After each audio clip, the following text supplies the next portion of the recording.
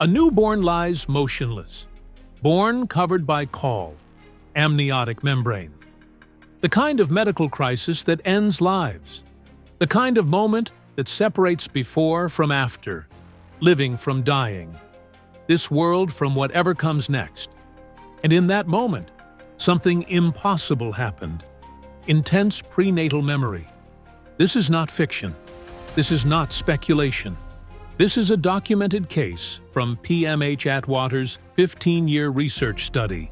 120 children, 177 separate events, each one verified, each one impossible according to everything medical science claims to understand about consciousness.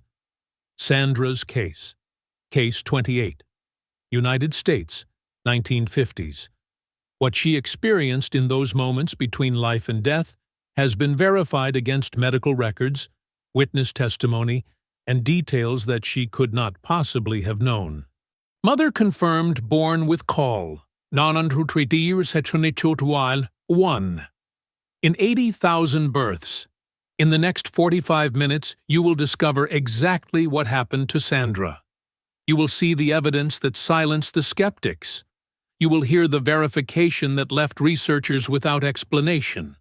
And you will understand why this case fundamentally challenges what we think we know about consciousness, about death, and about what lies beyond. But first, you need to understand how Sandra came to this moment. Because nothing about this story is ordinary. The world Sandra was born into was different from today. This was United States in the 1950s. Medical technology was primitive by modern standards. The machines we take for granted did not exist. The procedures we consider routine were still being invented. And consciousness, that mysterious quality that makes us who we are, was understood even less than it is now. In this world, children were supposed to be simple. Their brains, still developing, were considered incapable of complex thought, sophisticated memory, or anything resembling adult awareness. A newborn could not possibly understand abstract concepts, could not possibly form lasting memories of traumatic events, could not possibly perceive things that adults in the same room could not perceive. This was the consensus of medical science. This was what every doctor, every nurse, every researcher believed. And this is what Sandra's case would prove completely wrong. The family had no idea what was about to happen. Parents rarely do. One moment, life is normal. Children playing. Routines unfolding. The ordinary rhythm of ordinary days. And then something shifts. Something breaks. And suddenly you are standing on the edge of an abyss, watching helplessly as your child slips toward something you cannot understand and cannot control. Born covered by caul, amniotic membrane, came without warning. There is never warning. Not really. We tell ourselves we will be prepared. We imagine we will handle crisis with calm and competence. But when it happens, when your child's life hangs in the balance, all those preparations dissolve into pure, primal terror. The minutes that followed would change everything. Not just for Sandra, not just for her family, but for our understanding of what consciousness actually is and where it can go when the body fails. The crisis unfolded with terrifying speed. Born covered by caul, amniotic membrane. In medical terminology, a life-threatening event. In human terms, a parent's worst nightmare becoming real. Every second counted. Every moment brought Sandra closer to the point of no return. The body was failing. The vital signs were dropping. The physical form that housed her consciousness was shutting down, system by system, function by function. And then she left. Not metaphorically, not symbolically. Sandra left her body. Intense prenatal memory. Remembers pleading with God to come to earth. This is where the skeptics begin to object. This is where the materialists insist that such things are impossible. The brain creates consciousness, they say. When the brain shuts down, consciousness ends. There is no leaving. There is no floating. There is only the gradual dissolution of electrochemical processes until nothing remains. But Sandra did not dissolve. She floated. And from her new vantage point, she saw things that she should not have been able to see, knew things that she should not have been able to know, experienced things that her still developing brain should not have been able to process or remember. If you are finding this account as compelling as I am, take a moment right now to hit that subscribe button and turn on notifications. What comes next in Sandra's story will challenge everything you think you know about what happens when we die. Intense prenatal memory. Remembers pleading with God to come to earth. Made promise. I know I can show them how to love you. Remembers white veil covering her face at birth. Try to imagine it. You are a newborn. Your brain, according to medical science, is not yet capable of forming complex memories. Your neural pathways are still developing.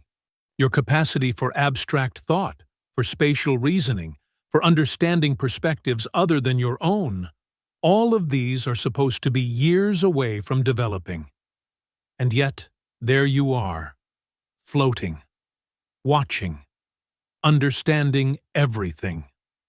Sandra could see her own body below, could see the people around it, could see their expressions, their movements, their desperate attempts to save a child who was already somewhere else entirely. And she could see more than that. She could see beyond the immediate scene, beyond the room, beyond the crisis. She could perceive things that were happening elsewhere, things that would later be verified, things that proved her consciousness was not limited to her body or even to her immediate location. This is veridical perception. It is one of the most studied aspects of near-death experiences, and one of the most difficult for skeptics to explain away. When experiencers report things they saw or heard during their experience, and those reports turn out to be accurate, and there was no way they could have known those things through normal means, something extraordinary is happening. Something that does not fit any existing model of how consciousness works. Something that Sandra's case demonstrates with undeniable clarity. This is where language begins to fail. How do you describe something that exists beyond physical reality? How do you put into words an experience that transcends the very concepts our words are designed to convey? Sandra has tried. For decades, she has tried to explain what happened in those moments.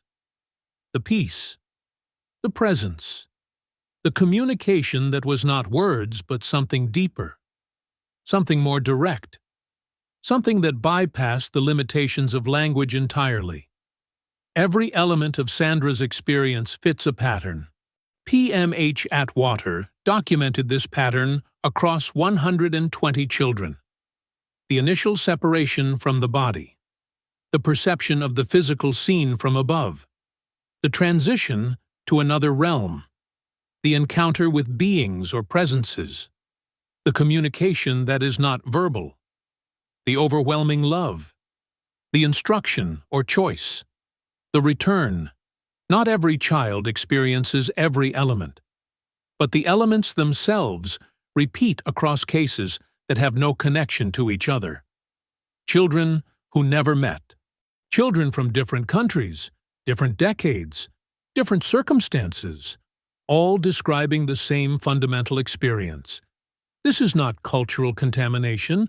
Many of these children had their experiences before near-death experiences became a topic of popular discussion. They had no framework for what happened to them, no movies or books or television shows telling them what to expect. And yet, they all described the same thing. Coming back was not easy. It never is. Almost every near-death experiencer describes the return as difficult, even traumatic. The peace of that other realm is absolute. The love is overwhelming. The sense of being home, of being where you truly belong, is impossible to resist. And then you are pulled back into a body that hurts, into a world that seems harsh and limited and painfully physical, into a life that suddenly seems like a kind of exile from where you truly belong. Sandra came back, but she came back changed. The experience had altered something fundamental. She was still Sandra, still the same person who had existed before the crisis. But something was different now. Something had been added. Or perhaps something had been revealed that was always there, but had been hidden before. The after effects began almost immediately.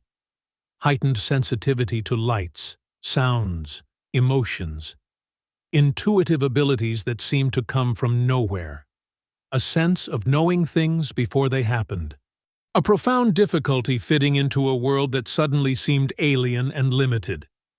These after effects are consistent across near-death experiencers. Atwater documented them extensively.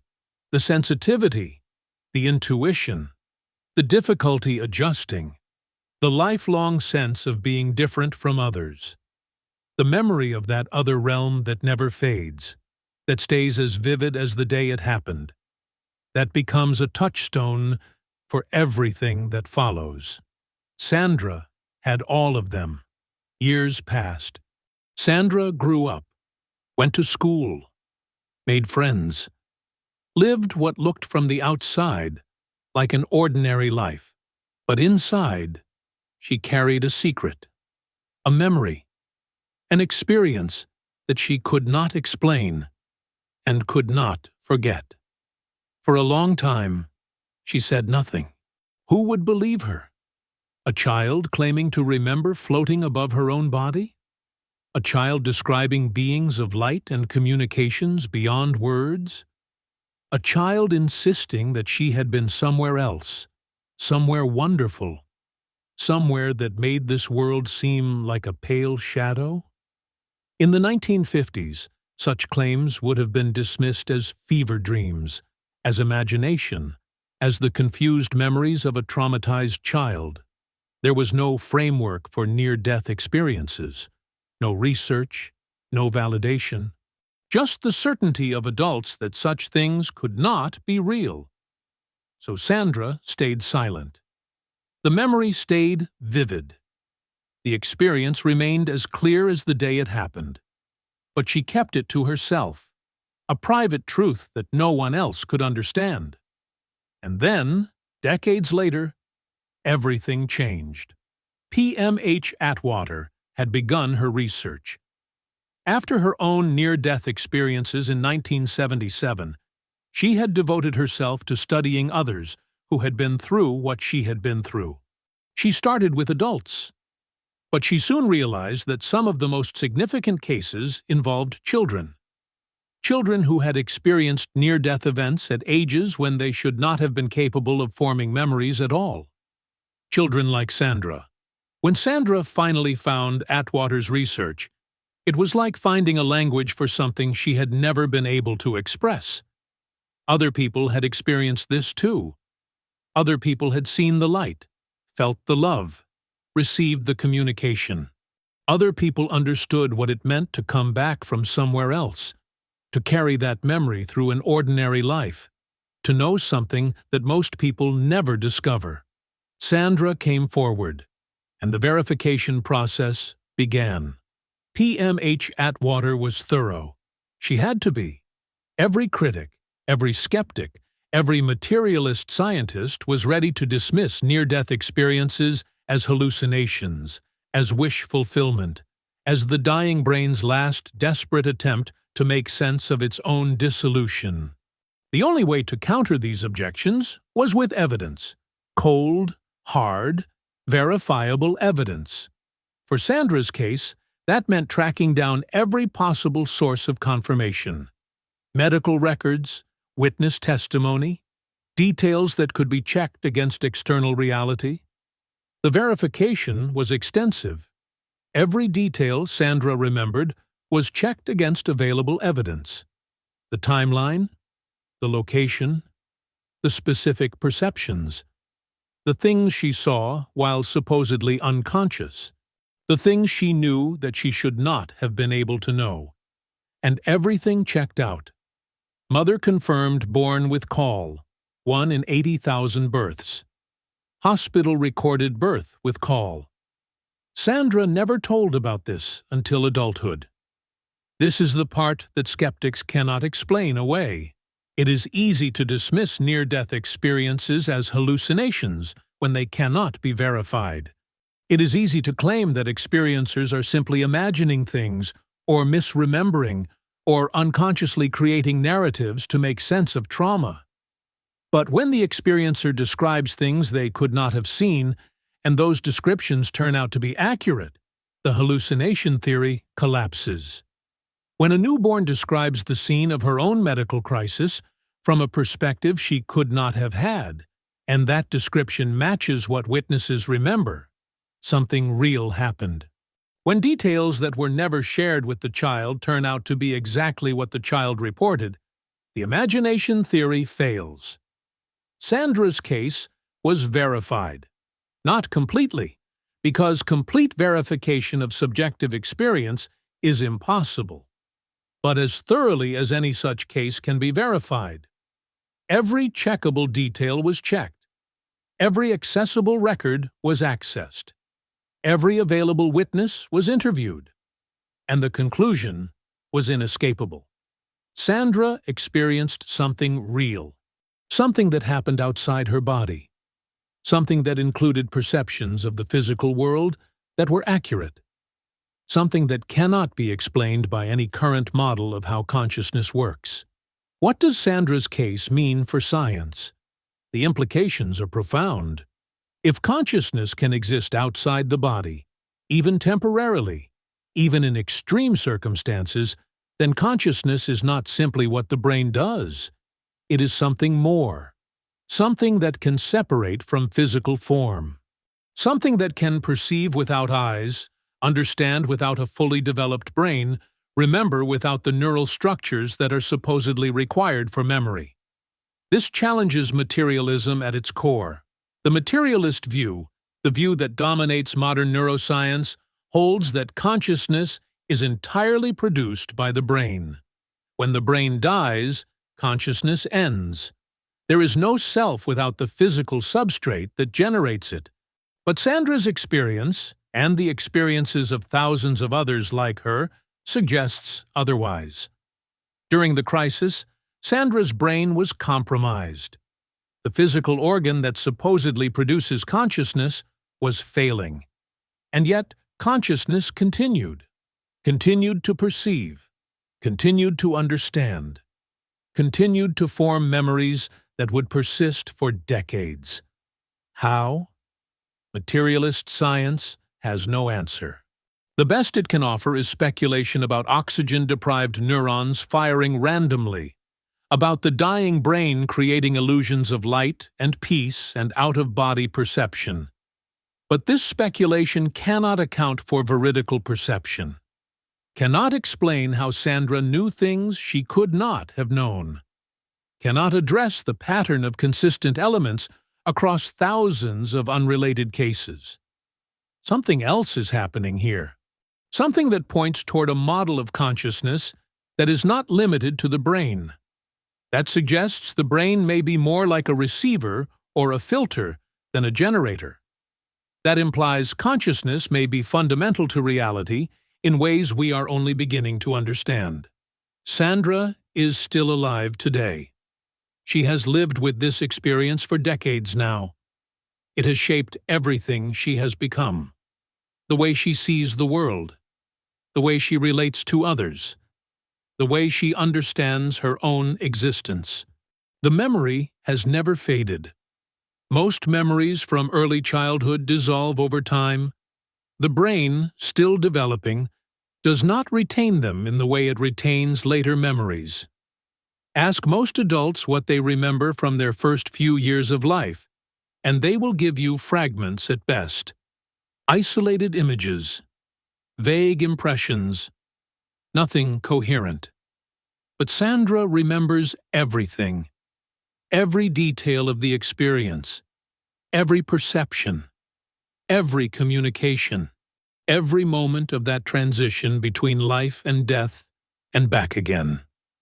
The memory has remained vivid across all the years, as clear today as it was in the immediate aftermath. This is another characteristic of near-death experiences. They do not fade like ordinary memories. They stay present.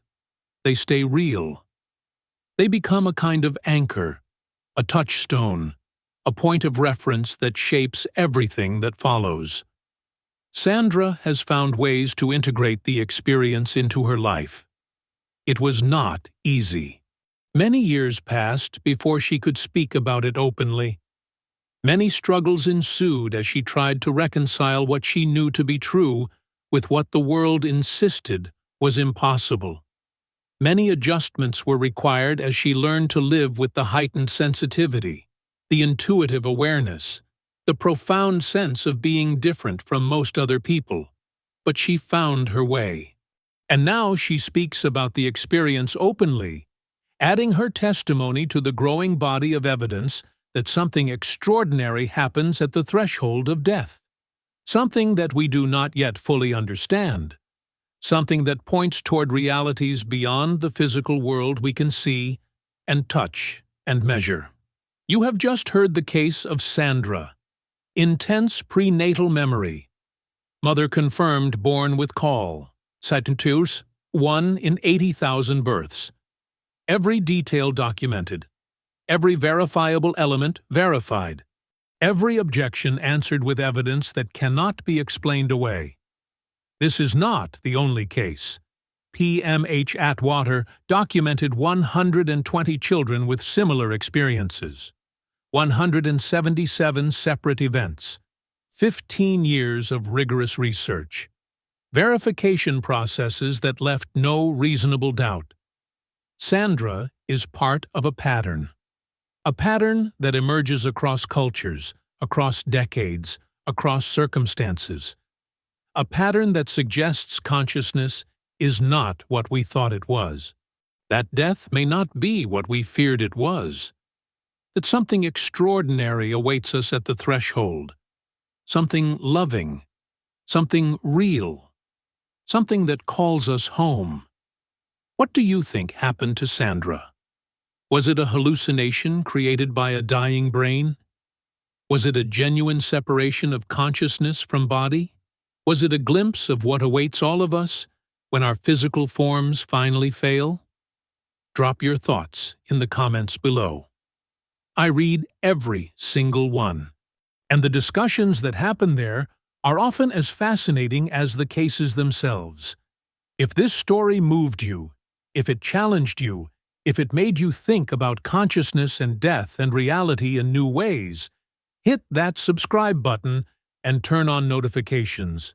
Because tomorrow, I am sharing another documented case from Atwater's research. Another child who experienced the impossible.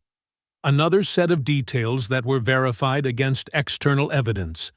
Another piece of the puzzle that is slowly revealing what lies beyond.